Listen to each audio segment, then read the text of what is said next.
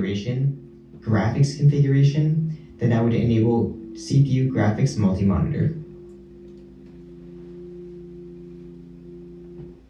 Oh my God. Oh, God damn it.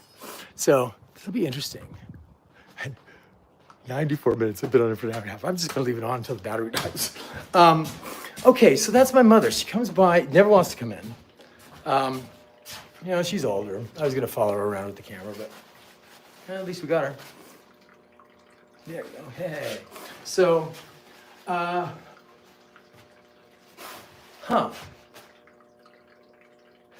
So, look, let's unpack this.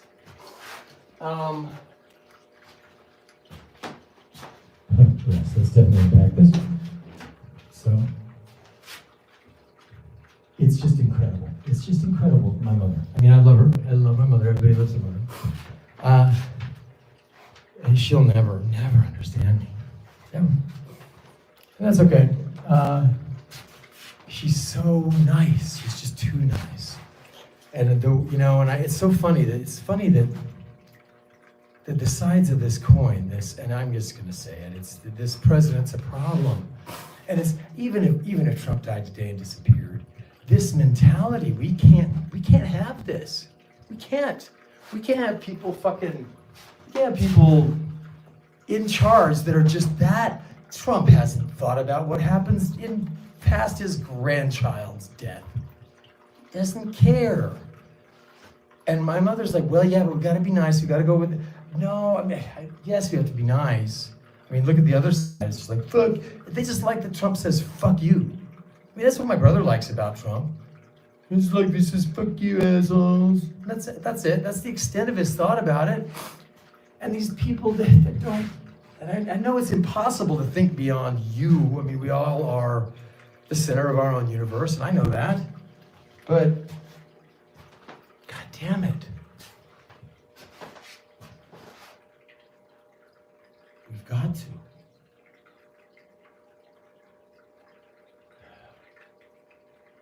Somehow there's got to be a way to impose restrictions on somebody.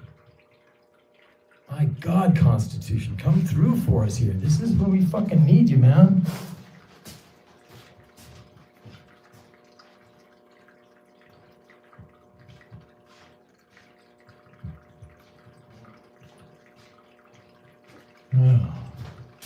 And it's just all kindness and love. Oh, yeah, we gotta be nice to people. Make sure we don't piss them off. Can't be, and I'm not somebody who goes around trying to piss people off. But this is just important enough. And it's just, I've struggled with this. I've been like this. I've been an atheist my whole life. And no, not my whole life. Till when I was about 25, I turned an atheist. And I tried to look into other spiritualities. I wanted to be spiritual. I thought it was all cool. I loved going to Cosmic Airplane. Oh God, the place was great. But, it's just all of that hogwash. And it is. It's not, I mean, you can't prove it. And people say things like, oh, did you feel the energy? No, that's a metaphor. Energy is one of four things. It's just one of four. It's either the strong nuclear force, the weak nuclear force, gravity, or electromagnetic force. And other than that, the frequency of those, no. Because the second that we need your friend or you to explain why it means that, then it doesn't have any meaning anymore. It doesn't. And I know that complicates it, because then there's these people that that think science should be as evident as it was one time. How do we know that the Earth revolves around the sun? Well, we look at, it was like that. This is different now, where it's so advanced that you kind of have to go look a little bit into the discipline enough to know that you trust science. They're actually doing science. Science isn't like an opinion, it's a process. You science at something, onto something. You don't just say science. My God.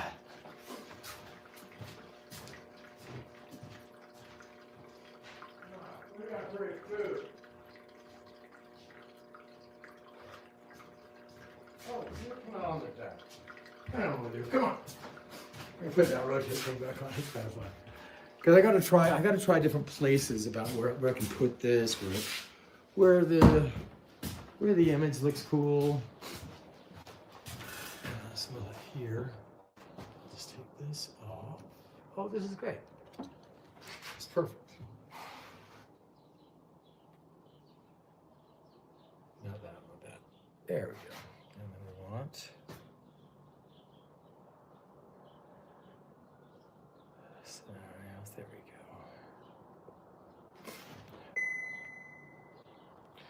So anyway.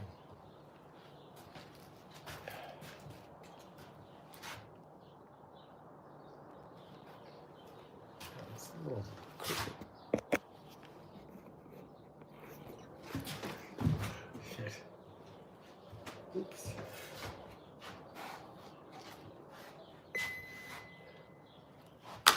All right. That should do it. See on the other side.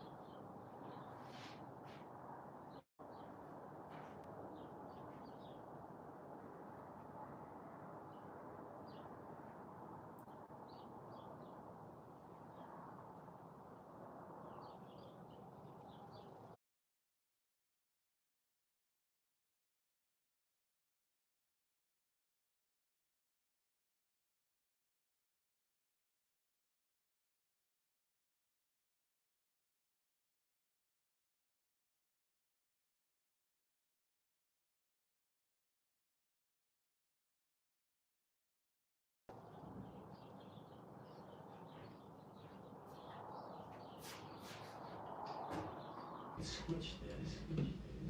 Yeah, now it's me. Uh-oh. That was the feedback, the sound feedback coming through.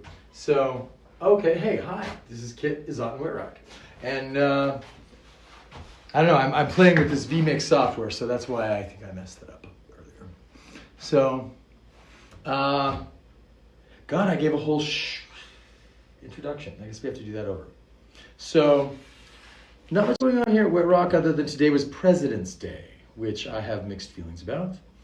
I don't know that I ever want to celebrate this day again. And I'm sure to my Republican friends, I'm sure it's just blown it out of proportion. But I can't. I feel like it's dangerous that we live in a world that can elect a Trump. You know, it's funny. I don't even know this dance you have to do around everybody that I run into to figure out their reality is funny, because, and it does, as long as you keep as long as people stay in their niches. But almost everybody I meet is new to me. I just moved here in June, so every person's a new, and the default here is, oh, thank God we had this change. Biden was awful, and we just have to wait 4 years to get all the money that Biden took from us. It's just literally how people feel. And they have no concept of how somebody could feel different and how the world would view us. And what's starting to get increasingly uncomfortable is, before it was like last week with my shrink, it was like, when I said Nazi regime, even JB on the phone with me, he's like, Jay, that doesn't mean anything. They don't mean that. That's just a word. What's starting to be really awkward is when you deal down with somebody and you're like, yeah, but they don't like Jews and homosexuals, and he's doing that, and look what he's doing. And they start to be like, well, yeah, well, maybe it needs a little cleaning up. And you realize, oh, it's not that you don't know what Nazi is or you think the word's stupid. It's that you're literally not. I mean, and I don't even know how to say that, how to accuse somebody of being a Nazi, but your thinking is in line with the Nazi way of thinking. It's okay to want America white, I guess. But I'm starting to feel that now. Well, it's just the bad ones we're taking out. It's just the, yeah, if you ban the law, you have nothing to worry about. It's crazy to me. I can't believe it. So anyway, since you missed it when I was fixing my machine or software, I was talking about my DC friends. I've had during my professional life was primarily in DC and Washington DC, and I had friends, really niche friends. One of them was the best female legal advocate for women who were in sex trafficking rings or had pimps or been mistreated by Johns, people who sex trade. One of them worked for NASA, and this friend who I guess I can't name, but all of us would joke about like all of these little skits. We'd all make up Saturday Night Live skits in our minds. I'll be the this and this, and we'll do it like this, and we'd even send each other video clips or audio clips of saying, "Hey, how would this fit in if we did it?" And we never really did anything, but our science guy, and he's just so straight on science. I mean, I love him for it, and I love science, so he's kind of my go-to when I ask, scientific focused questions. So I told him I'm doing this new live stream, and he goes, and I asked him 2 months ago if he would want to come on. He was like, sure, let's come on. Well, he hadn't seen any of my live streams. He didn't know that they were focused or even thinking about this administration. He talks to me today and he just says, swear to God, he says, kid, if I come on the live stream, I can't talk about anything to do with global warming. Now, he doesn't work for NASA anymore. So I thought, my God, I thought that would be fucking huge news if a NASA scientist wasn't able to discuss global warming because of a presidency. But that language is being changed as we speak. It's crazy. This is an opportunistic freaking boss. Donald Trump is a mob boss, and we gave him the country. Now he's writing out the inconvenient stuff that stops people like him. Equality, gone. Diversity, why? Who needs that? Who needs diversity? I hate that I'm this upset about it.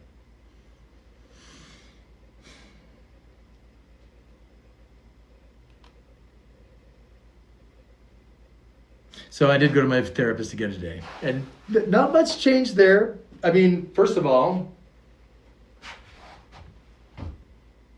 she's more adamant this week than last that you need to be careful.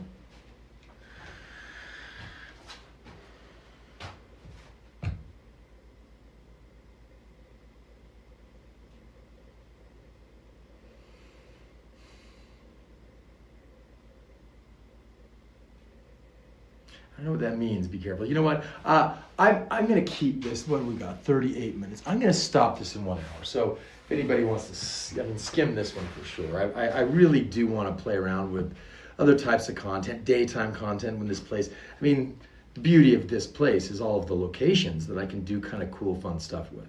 So I'm hoping that, and if you're a creative type and you have ideas for things, please let me know. Because, I'm running this bed and breakfast here, and I'm getting it up, but it's in film, television, theater, entertainment has always been my passion. So anything I can do to help make these 4 years, hopefully they go by quick, more entertaining. I'm going to do a YouTube channel on Kit in Wet Rock. It's currently on this one, Kit Out, because I don't have that one, enough subscribers, but this is something I just want to do. It's fun for me. And I know I'm going to isolate some people and probably not not be popular in some circles, but I hope that I'll find like-minded people who are just like, we all need to take a haircut on our dogmas. And that's you with your bullfrog on the lily pad and saying that mystics know science. And, the astronomy and, astrology, and there's a difference, Zodiacs, and, come on, guys. We've got to, as a society, look at the facts. Because otherwise, somebody like him gets to tell us what they are. I wish there was a way for science to be president. Just the discipline as a whole. Literally, put in a hat the head of any scientific discipline. I don't even know how they do heads of it. I know, and it's a process. That's the thing. People think it's an institution. I'm the science president of environment, which means I just go around and push this agenda. No, it means I research the climate data. That's it. But anybody I don't care, abiogenesis, whatever. Take the top scientists and make them president, and I swear I'll bet we'd be better off. I know we would. But to speak in lies, to have that your way of communicating to the world with no way of decoding you except trust your followers, I can't fathom what it's like to be one of them in 10 years. You can't say that there'll be a significant number of people who are like, thank God we re-elected Trump, really saved things. I got this little message on my thing yesterday, that somebody during my stream, it said something like, there was an audio feed in here that's not yours. I'm sure it was just some setting that I didn't have right. But it did say your stream could be hijacked due to content. Now, what I think it was, because I've been reading up on this YouTube thing, I was playing a lot of, shall we call it, Taylor Swift songs in the background. And I guess some part of the algorithm flags that and pulls that up. So I think that's what it was, because it did say you're not entitled to this content. I just don't know how far this censorship will go. Because I'll tell you, as long as I've been alive, when a Republican talks about free speech, they don't mean it. It just means they want their church spoken about somewhere. Free speech is a Democrat at least it's us that really, and I say us, I don't think I'm a Democrat. I've voted Republican many times, but not on this guy. That's what bugs me about this. Why can't somebody see that this goes way past? He's our guy, that's your guy. Or girl in this case. Anyway, so what else? I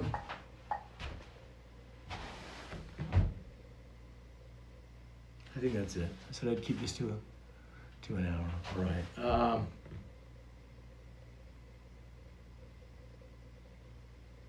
I think I'll call that here. This has been a good experiment for me. I wish I could. Actually, I'll just leave it on. I'm gonna forget you're there for now, and then just kind of go about my way and see how this. I might even try some outdoor locations, even at night. Why not? Let's go check it out. This place at night is really cool, actually. I have these blue lights marking my. Will one way be a trail? I'm hoping to do a trail head here. Hang on. Oh, God. Hang on.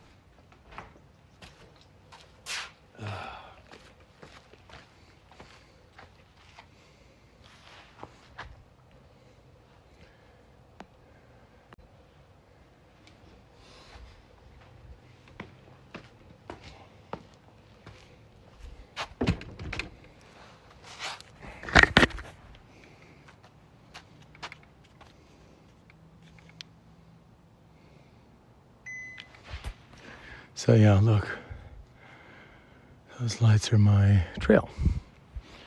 And over here, I'm starting to articulate the that's the Venus orbit, the white. And then Mercury will be a little closer right here. So it's a little too dark out here to see. Oh, anyway.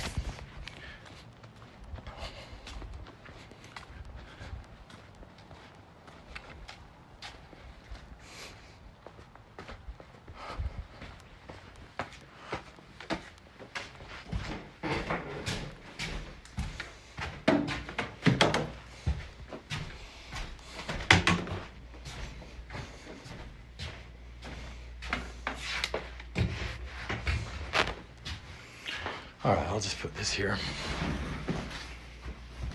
Let's see if I can play around with this.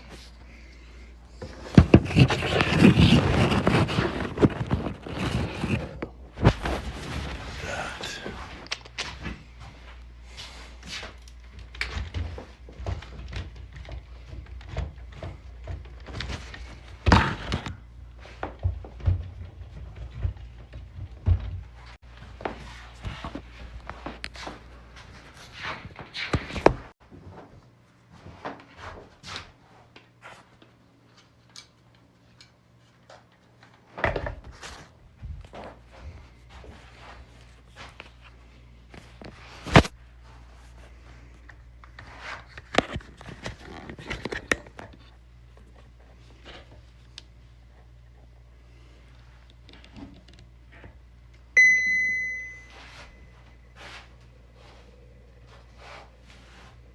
There we go.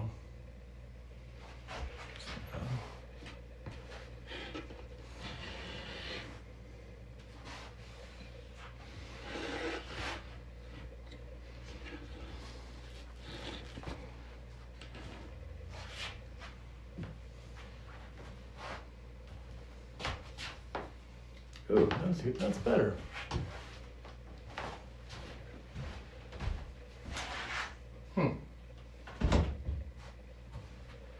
It's kind of tricky. Let's try it right there. Ooh, I know what you do. You watch some television. There's a couple of reaction videos I wouldn't mind getting, just because okay.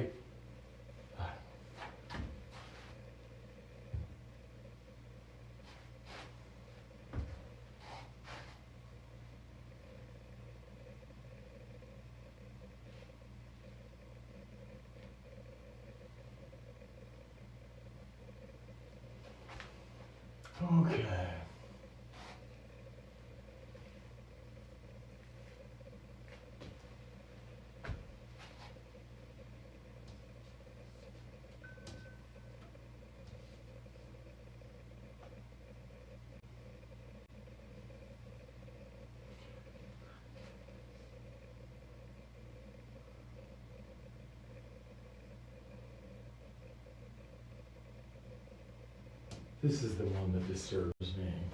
Oligarchy, because... Don't now. Okay, that hurts. So I actually studied the ultra-rich. As you were watching today, I'm going to assume you were struck by the scenes of the collegial atmosphere. Yeah. Was that odd? Do we normally see all the titans of industries and things in the front row, the box seats?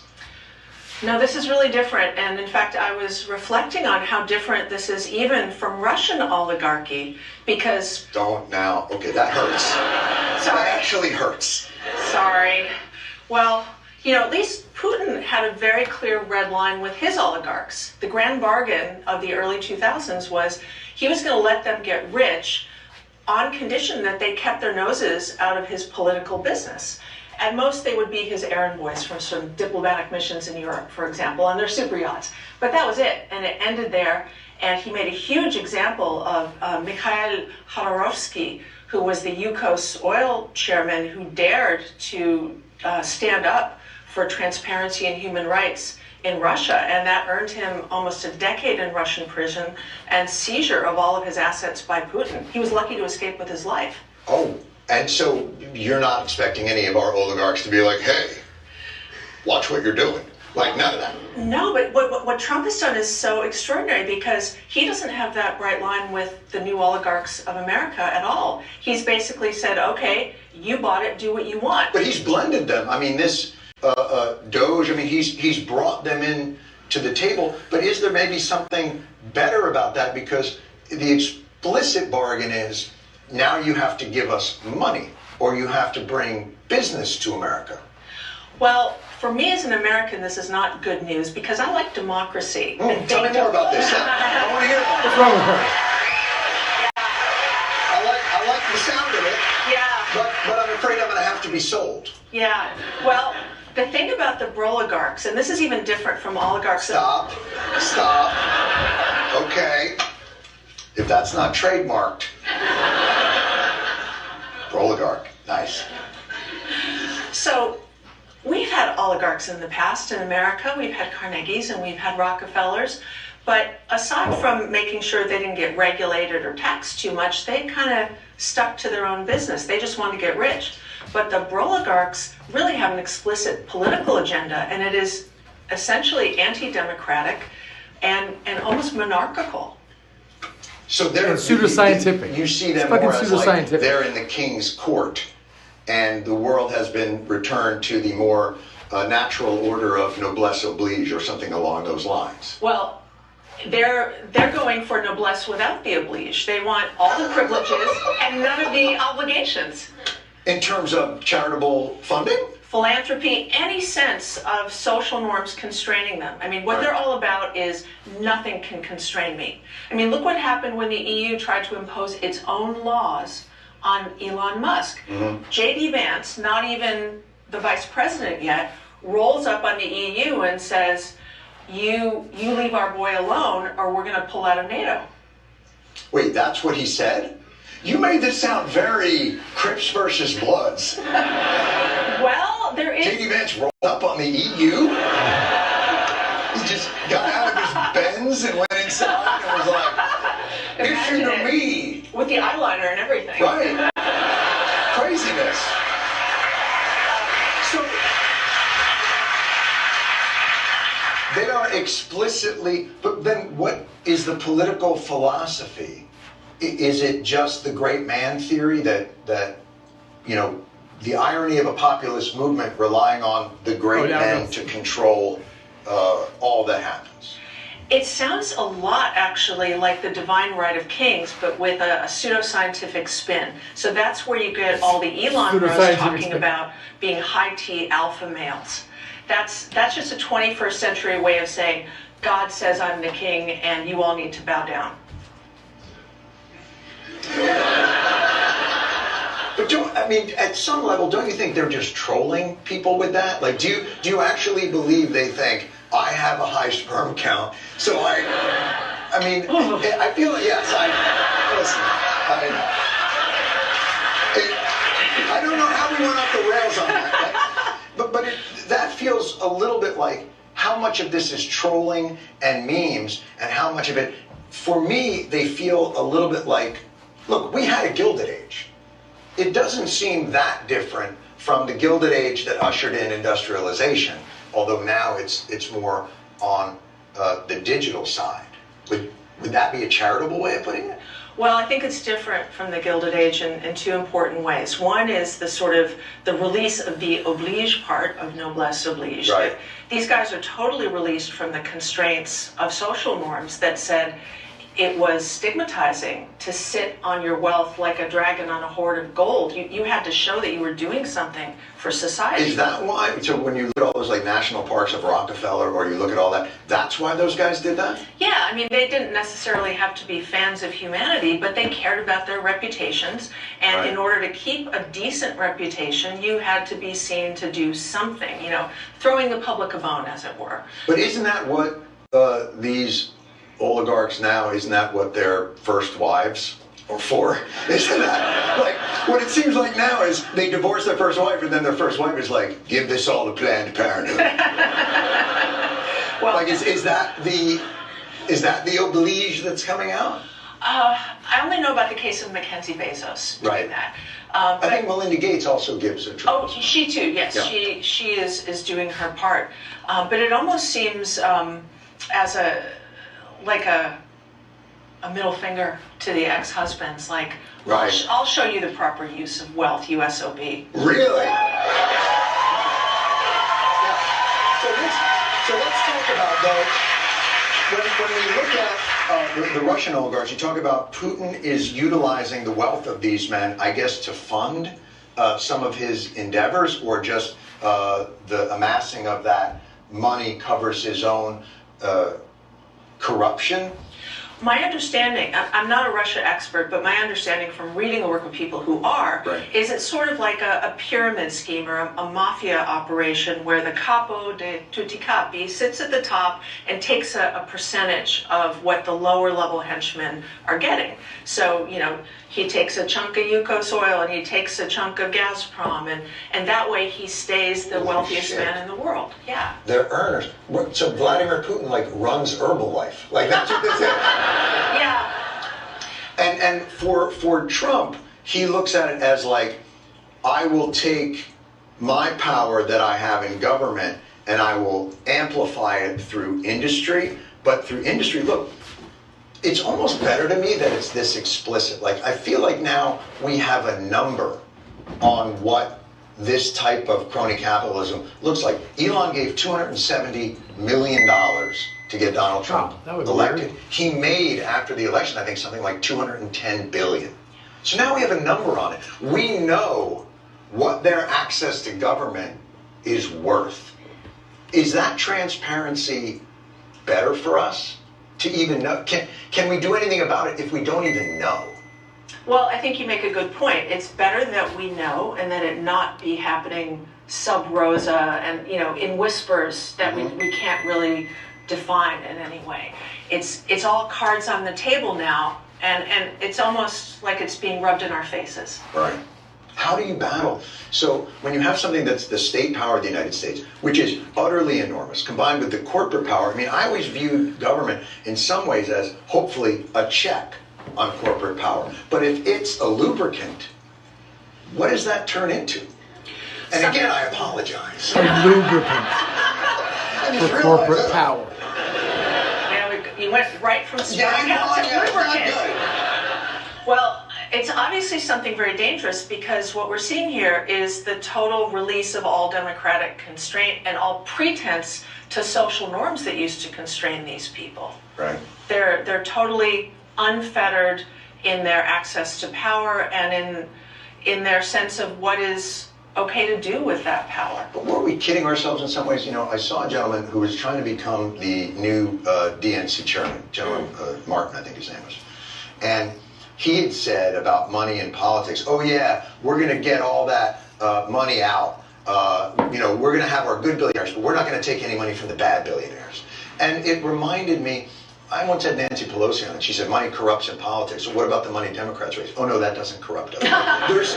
There's this sense that, oh no, it's only those actors that are bad. The oligarchs gained trillions during the Biden presidency. Yeah. So are we kidding ourselves that this wasn't in place, just not maybe as stated as clearly?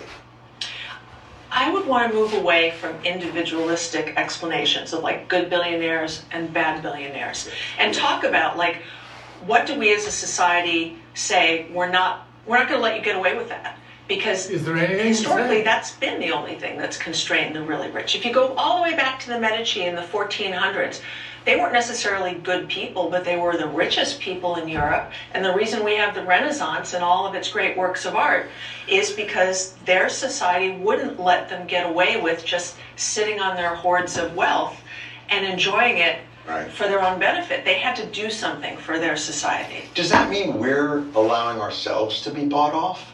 Is the idea being like, look, you guys amass what you need to amass at the top, pull the strings you want to, pull. We need two parks. Like what, how, and this gets to a larger conversation about labor and capital. How does American labor tap into that money stream? because that money stream is built on the backs of American labor, yet they don't have access to it. What if we allow them their excess, but rather than philanthropy, is there a way to attach, to make American labor also a shareholder in that? Yes, but you could say it's the hard way, so to speak.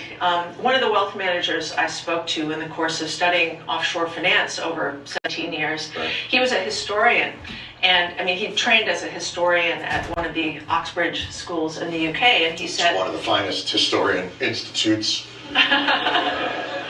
And he was very candid about his role in making rich people richer at the expense of the rest of us. And he said, well, once that ball gets rolling, it becomes quite difficult to stop it short of like revolutions or mass general strikes. And I think historically that's what we've seen. We're at levels of wealth inequality unseen since the Gilded Age. And you know what happened then? Well, we had a world war, we had a pandemic, and then we had the rise of fascism. And in between then we had a lot of labor action in the US. So if labor unions are able to muster enough power to stand up to some of these oligarchs, they could be a force for good. It's so dispiriting to hear that same message for labor of like, you guys just need to get together and get better lobbyists. Like, and there is something here that seems almost more difficult, which is this rise of populism mirroring this Gilded Age. You know, fascism was not blended with the Gilded Age. The Industrial Age was. And so I don't know that we've seen this before. And I hesitate to say that, but it does seem unusual. And you know what's really kind of surprising to me about this is that what's really needed here is a way for people to coalesce and organize themselves to stand up to these individual accumulations of power in the hands of the oligarchs. But the law's not on our side. The law is basically now saying corporations are people, money is speech, and so how do you... Well, boy, I hate to see someone who studied this for so long to you go like, you know what's terrible to me? And I'm like, what? No! Sorry. You study this. Well, as you correctly point out, like, where does the wealth actually come from? It comes from labor. So if labor gets together and says, we're not going to stand for this anymore, or if consumers get together and say, we're not going to stand for this anymore, there are way more of us than there are of them. The problem is that the weird twist in the wonderful world of the internet and social media is that rather than giving us a means to coalesce and come together, it's divided us into these little bubbles or camps that are at war with one another. Which I'm guessing now is maybe the overt strategy. Yeah. Because that's, in many ways, how they generate the income. Because the overt strategy of the algorithm is to conflict and outrage. Just last week, there was a scholarly journal article published by some political scientists in the Netherlands that looked at who generates the most misinformation on social media. And they found it was really asymmetric. It's almost all coming from right-wing populists. And it's not an accident. That's their strategy. Holy shit. You know, for a second when misinformation is your strategy... Made me really nervous. Thank you so much for this. Offshore is the book. It's available now. Brooke Harrington. I don't know. Oh, how long? About an hour, I think. Yeah. Welcome to the Daily Show. My name is Jon Stewart, and man, we worked almost all day on tonight's show. We've got a great one for you. David Remnick will be joining me later. He's the editor of the New Yorker magazine. They're celebrating...